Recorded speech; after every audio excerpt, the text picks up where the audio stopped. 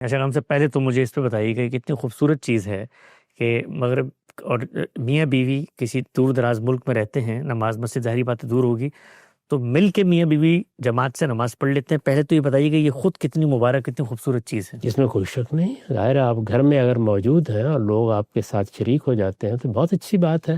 یعنی اولاً تو یہی چیز پیش نظر رہنی چاہیے کہ گھر کے قریب کہیں مسجد ہو، اللہ تعالیٰ کا معبد اگر موجود ہے تو وہاں جا کے سجدہ ریز ہوں۔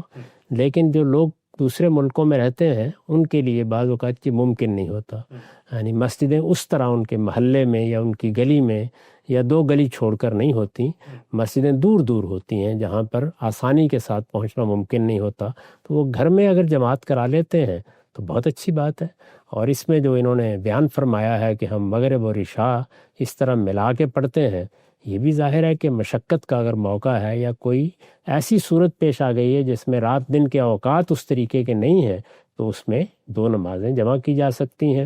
جو نمازیں جمع کی جا سکتی ہیں کسی ضرورت کے تحت، وہ ظہر اور عصر ہیں اور وہ مغرب اور عشاء ہیں۔ وہ مقدم کر کے بھی جمع کی جا سکتی ہیں، مؤخر کر کے بھی جمع کی جا سکتی ہیں۔